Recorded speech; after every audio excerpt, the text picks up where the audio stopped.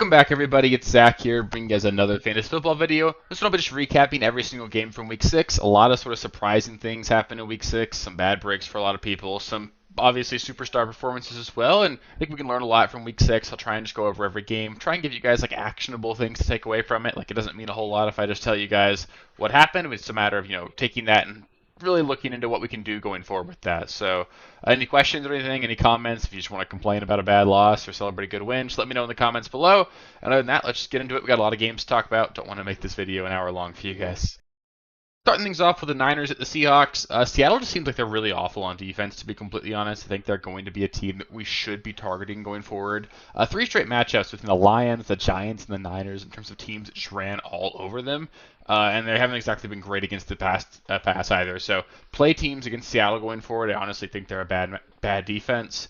Jordan Mason was really playing really well, but left this game with an injury. Isaac Guerendo didn't do a whole lot until a single run near the end of the game. That being said, Guerendo is going to be a priority out on waivers this week. If you need to start for at least a couple weeks until Christian McCaffrey comes back, it sounds like Mason could miss some time with that shoulder injury. Stay tuned for as many updates as you can. I'll talk about him in the waiver video as well, but I think Guerendo does need to be picked up for sure.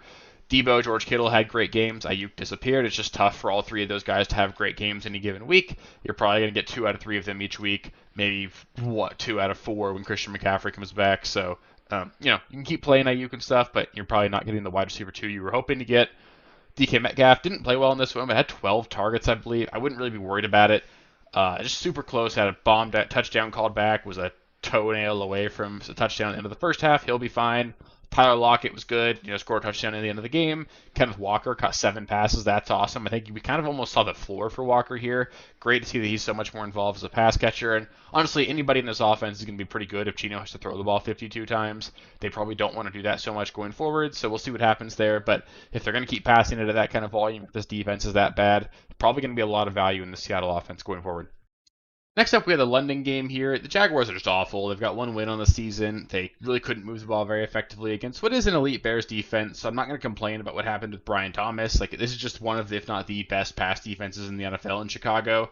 Just don't start pass catchers against Chicago in general right now, but Brian Thomas is going to be fine. Probably a decent buy low at this point.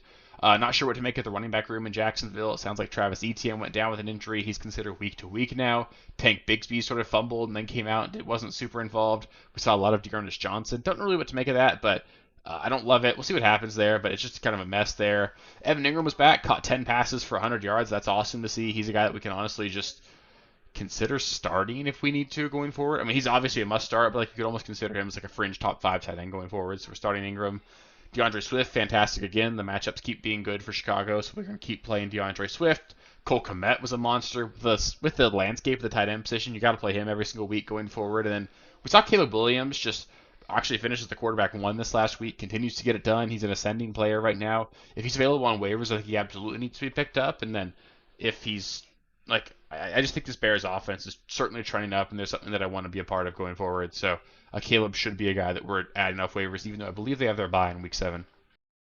Next, we have the Bucks at the Saints. And what a weird game this was. We saw the Bucks get up 17-0, and the Saints score 24 straight points, and then end up getting blown out after that. So really wild to see what happened there. Mike Evans sort of in and out of the game with an injury. It seemed like kind of sucked. Obviously, he was a big disappointment for people. Even the bigger disappointment for people was Chris Olave. Caught 1 pass, fumbled on it as he got concussed. Didn't come back in the rest of the game, so he gave you guys negative fantasy points this week. If it makes you feel better, I have one team. One of my bigger buy-in leagues teams has Mike Evans, Marvin Harrison, and Chris Olave.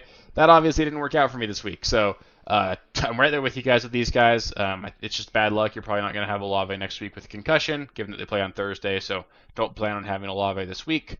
The Saints in general struggled offensively. Alvin Kamara was okay because he scored a touchdown. Spencer Rattler showed some flashes. I think things are going to be fine, but you're just not going to see a high-end offense here until for a while. They got tough matchups going forward. No starting quarterback here, so the Saints offense is going to have a limited ceiling for a little bit. The Bucs offense did not struggle at all. Sean Tucker came out of nowhere and was an absolute monster. Had almost 200 total yards and 2 touchdowns. I don't know what to make of it. I think the concerning part here is that when Rachaad White comes back, we could just see a 3-headed monster. And what that means is if you've got 3 running backs, we've got none for fantasy. So we'll see what happens. I'm going to be really skeptical and hesitant to play any Buccaneers running back if Rachaad White is back in Week 7. Chris Godwin got it done. Absolutely monster game again this week. Say that Baker Mayfield, I think we're just playing both of them every single week going forward. Next up, we have the Commanders at the Ravens. Fun game in this one. Jaden Daniels, Terry McLaurin, they're going to keep balling out. You're going to play them every single week right now. Austin Eckler was fantastic too. You're going to keep playing him. I mean, no Brian Robinson obviously helps if Brian Robinson's back. It's a little bit tougher, but I think Eckler's still a flex-worthy guy even with Brian Robinson. Zach Ertz had 68 receiving yards and 4 catches. We'll take that. Decent streaming option for sure. Lamar Jackson, Derrick Henry, Zay Flowers, all fantastic. You're playing those guys every single week for sure. Flowers a little bit more game script dependent. You know, you maybe thought you had like a career day coming in for him. He had 9 for 132 in the first half. Finished with that stat line. So if you were watching all those games, you might have felt a little underwhelmed with the second half out of Zay Flowers, but it's totally fine. You're playing him. He's super involved. And then Mark Andrews had a kind of big day here. Had like 15 fantasy points, caught a long touchdown. He was involved. I think we could trust him as a low end tight end one here. Like I don't love it, but you know he's got upside. He's a talented player still. It's just because he's not involved in the offense, not necessary. But these kind of ceiling games are always in play for him. So if you need to, like him versus Zach Ertz, it's like an interesting discussion every week. I think you could do worse than playing Mark Andrews, but obviously I don't love it going forward. Next, we have the Cardinals at the Packers. Honestly, starting to get kind of hard to trust the Cardinals offense. I know it was raining really hard in this game, but the Cardinals should be a much better team than a team that puts up 13 points against the Packers, especially in a game where they needed to score a lot of points to keep up. It was raining a lot. There were several fumbles by the offense here, so you could blame that a little bit. And obviously, it doesn't help that Marvin Harrison left this game early, got a concussion, ended up giving us all 0 points this week. I'm not worried about Marvin Harrison. Like he's going to be back, probably going to miss week 7, because that's normally what happens with a concussion. But I mean, he's still a stud. We're playing him every single week when he's back. Just bad luck this week. As long as he's out, Trey McBride was absolutely fantastic. Very focal point of this offense. Zeke sort of left the game a little bit with an injury, but came back in. Should be fine there. So like we're playing Trey McBride for sure going forward, but obviously a little concerning there. Kyler, bad for fantasy, just bad all around. So was James Conner. I don't love it. They've got a decent matchup in Week 7 versus the Chargers. It's not great. The Chargers defense has been pretty solid, but it's at home. I think I'll go back to McBride for sure. James Conner's probably in our lineups. I think Kyler was going to be like a low-end QB1. For the Packers, they just balled out. They played great. Jordan Love, Romeo Doubs all played fantastic. We saw Christian Watson come in with a deep touchdown here. There's just a lot of mouths to feed in this offense. It's tough to know which one of them is going to perform at a high level every single week. Tucker Kraft was a huge disappointment, but these guys I still think you can play. Like, you know, it's just a similar situation. You have these high-end offenses with a lot of weapons. It's tough to know which ones of them are going to come through for you every single week, but some of them will. There's a lot of value in this offense, so I just wouldn't really worry about it. Not a lot to take away from this game in general. Next, we have the Colts at the Titans. Joe Flacco started for the Colts here, and the offense looked pretty solid here. We saw Michael Pittman and Josh Downs both turn in solid fantasy outings. Pittman toughed it out, sort of bailed you out with like a jump ball touchdown. I don't love the idea of starting Michael Pittman going forward. He's just not super involved in the offense, but you know, Josh Downs looks great. I think we can keep starting him. Interested to see if Anthony Richardson's going to be the starter in Week 7 here. They've obviously played great with Joe Flacco so far. They're 2-1 with him. I think Richardson's probably just going to be the starter right away and just going to lower the ceiling for everybody else. But it'll be interesting to see what happens there. They've said that Richardson should be ready to go, but you know, we'll see. For the Titans, Tony Pollard, probably the only guy that I want to start there going forward. He looks great. Tajay Spears left this game with a hamstring injury, so Pollard's going to get even more work going forward. But Calvin Ridley technically had 8 targets, turned into 0 receptions for 0 yards. Hopkins was like 3 for 50. I don't want to play that either. You're probably just playing Pollard and nobody else for the Titans until we see some improvement on offense right now. Next, with the Texans at the Patriots. The Texans played great here. Joe Mixon, he's a stud. Scored twice. You're playing him every week. Same with Tank Dell and Stephon Diggs. As long as Nico Collins is out, I think we can trust both of those guys. For the Patriots, Antonio Gibson flopped, just was not good. Couldn't get a lot going on the ground. But Drake May, he really did elevate the ceiling of this offense here. We saw him throw for 3 touchdowns, run the ball a little bit. Demario Douglas looked awesome. I think he's a guy we can start next week if we want to. They play the Jaguars in London. Jaguars are one of the worst defenses in the NFL. We got a battle of 2 one-win teams in London. Not going to be a fun game to wake up and watch. I'm sure I will. Some of you guys will join me there for that. But I think Douglas is going to be a guy that we can flex if we need to next week, especially in a really plus matchup. Then we had the Browns at the Eagles. Kind of a gross game here. The Eagles won, but it wasn't like an inspiring performance by any means. Deshaun Watson played poorly because, of course, he did. He's not a good quarterback. Amari Cooper had 6 targets, but only caught 4 passes for 42 yards. He's the wide receiver 42 on the season, despite just getting a ton of targets. I think we can keep playing him, but just expect him to be like a low-end wide receiver 2 to wide receiver 3. We're hoping that we either see Jameis Winston or a trade for Amari Cooper at some point. I think there is a ceiling there. I think we could see more production down the stretch, but it's tough with the way Deshaun Watson is playing. David Njoku looked pretty good. Wasn't great from a fantasy standpoint, but I think I can trust him in my lineup next week. We saw Jerome Ford leave this game with an injury. Deonta Foreman got a lot of work, but we could have Nick Chubb back next week.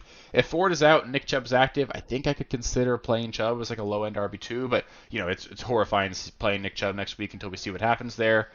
For the Eagles, Jalen Hurts, Devonta Smith, A.J. Brown, all fantastic. You're really happy you played those guys. Dallas Goedert left the game early with a hamstring goose for you guys, so that sucks. Saquon Barkley, disappointed in this one, had a ton of volume. The Browns' defensive line is pretty solid, so I wouldn't be too disappointed in that. The volume's there. Saquon's a great player. You should keep playing Saquon every week. Next with the Chargers at the Broncos. For the Chargers, J.K. Dobbins looked like a worse horse here. Ladd McConkey played really well. It wasn't a fantastic fantasy game because they didn't really need to do a lot through the air, but Ladd looks to be the clear wide receiver 1 in my eyes. We also saw Quentin Johnson leave this game with an injury at one point. Kimani Vidal, I want to mention him. He should be more heavily rostered. Caught a touchdown in this game. With Gus Edwards on IR, he is the clear backup to J.K. Dobbins, and as much as I'm hoping Dobbins can stay healthy, we haven't seen him do that over the course of a whole season in his career, so if he were to go down, I think Vidal would be a basically plug-and-play low-end RB2 there. And then for the Broncos, it's kind of fair to say that I don't really think there's any sort of reliable value in this offense. Like Javonte Williams, we thought he was trending in the right direction, just absolutely stunk it up, fumbled, had like 6 carries in this game, not great at all. The pass catchers, like Cortland Sutton, was okay. You saw him score touchdowns, so that helps. Bo Nix is running the ball enough that he's actually like a decent option, but he's just more of a 2-quarterback play. Like this offense is not good. The defense is really good, so they don't need to score a lot of points. I think it's very fair to just not play any Bronco every single week right now. Next, we have the Steelers at the Raiders. The Steelers really didn't have to do much offensively to win this game pretty easily. I think I saw a stat that on the 3 touchdown drives the Steelers had, Justin Fields completed a total of 1 pass for 6 yards. So just a lot of short fields for the Steelers. They obviously won this game really handily. Believe it or not, they have the highest plus-minus differential or point differential in the entire AFC. They're 4-2, so they're playing well on defense specifically. It was great to see Najee finally have a great game. Ran for over 100 yards, had an explosive run. That looked really great. So I think we can finally trust Najee a little bit. And it really is. We got what we expected of Najee. It's going to be volume, not exactly super efficient. And then if he scores a touchdown, he'll be good. So, Najee's still the same low-end RB2 going forward. Jaylen Warren was back in this game, looked more explosive than Najee, like normal. Not a ton of work there, but, just good to see him on the field. He's going to elevate this offense at a minimum. Justin Fields, good for fantasy, not necessarily great for football standpoint, but, got the job done. They did fine. You can keep playing Justin Fields as a streaming option if you keep starting. For the Raiders, Alexander Madison, Blake Bowers were fine, but the Raiders just look awful. I don't trust any of them. I think Bowers is going to be the only Raider that I want to play every single week. Just maybe Devontae Adams will hop on a plane back to Pittsburgh with the Steelers here. A lot of rumors floating around there that could happen. Just would have been funny if they beat the Raiders and then took their best wide receiver. I really do think that could happen this week. Next up, we have the Falcons at the Panthers. We really got what we expected in this game. The Falcons won the game pretty handily. They were able to lean on their run game, like every team can do against the Panthers. So Bijan was great, as was Algier. I think against Carolina, just play every single running back going forward. There's going to be value there for sure. The Panthers just can't stop the run. Play running backs against the Panthers going forward. Drake London got the job done. We can keep playing him. But other than that, the Falcons passing game didn't need to do a lot. So Kirk Cousins was a disappointment. Pitts had one big play. Darnell Mooney was a disappointment. But just don't worry about it. You just, it's a little bit more matchup dependent. They're not going to be able to just dominate teams like the Panthers every single week. So there should be more volume for the Falcons going forward. For the Panthers, Chuba, Deontay Johnson got it done again. I think we can just keep playing those guys pretty much every single week. And then Xavier Legette got in the end zone. He's the clear wide receiver 2 there. We can trust him as a low-end flex play if we need to. Next, with the Lions at the Cowboys, Dallas just might be bad. They've gotten absolutely smoked at home 3 times this season between the Lions, the Saints, and I'm blanking on the other game, but basically the point being, the Ravens. Yeah, the Cowboys just have not played well at home at all. They can't seem to stop the run. Detroit's offense is absolutely a machine. I think we can just kind of play everybody going forward. It's going to be tough because if they keep dominating teams like this, it's going to be tougher to just really know. They didn't need to do a lot on offense, even though they put up a ton of points. Laporta had 1 catch. He bailed you out because it was a 50-yard touchdown. Monroe got a garbage time touchdown but wasn't involved. Jameson Williams only had 3 catches, but one was a big touchdown, so that worked. Gibbs didn't find the end zone. It's just there's so many mouths to feed in this offense. It might be a little bit frustrating, but in general, this offense is going to put up a ton of points. So Jared Goff might be the main beneficiary there. They did lose Aiden Hutchinson, so their defense is going to take a huge hit there. That's just honestly better for the fantasy assets in Detroit, but that's about it there. For the Cowboys, Dallas sucks. CD was at least okay. Got you 16 PPR points, but not what you're hoping for. Everyone else kind of was a disappointment, though. Dak was one of the biggest disappointments of the week. He basically put up a goose, effectively. Tolbert didn't do what you wanted to. Dowdle kind of PPR'd his way to a respectable game, but it was predictable here. The Lions are an elite run defense. We didn't expect a lot out of Dowdle. Jake Ferguson, obviously, huge disappointment here. 3 catches for 11 yards. Not worried about that one. This Cowboys offense coming out of the bye has got some things to figure out, but I think they'll be better after that. But, I think Dak's like a low-end QB1. It's probably like a more of a matchup-dependent play. You don't have to play him every single week if you don't want to. Moving on to Sunday Night Football here, we had the Bengals at the Giants. Kind of general disappointing performances in this one here. We saw T. Higgins play great here, had 7 catches for 77 yards. He's actually out-targeted Jamar Chase in 3 straight games. Kind of interesting to think of there. Chase Brown had a solid fantasy day, but not really pretty. Like, if you look at the box score, Zach Moss was awful, Chase Brown was good. Zach Moss lost his fumble. Chase Brown could have had a very costly fumble and just happened to not get fallen on by the Giants, but both of them failed to secure the ball there. Almost all of Chase Brown's fantasy production came on a 30-yard touchdown run at the end of the game, where he should have just gone down at the 1 to just not give the ball back to the Giants. So, kind of a fake good fantasy day for Chase Brown. He might be a bit of a sell high because I don't know if he's ever going to get all the work here, and it's just tough because I think they're still going to split it up there, and I don't think he looked particularly great. Like, he's fine. He's more explosive than Zach Moss, but I just wouldn't expect a lot. He's going to be like a low-end RB2 for me going forward, and I would absolutely play him over Zach Moss. For the Giants, Tyrone Tracy looks absolutely like the real deal.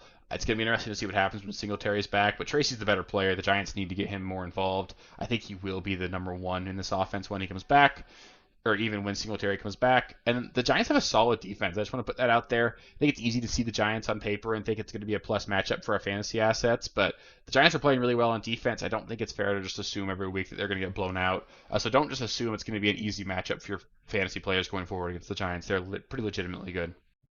And last, we had the Monday Night Football game here. The Bills beat the Jets 23-20 in this one. Ray Davis was absolutely awesome. We saw James Cook be a late inactive here.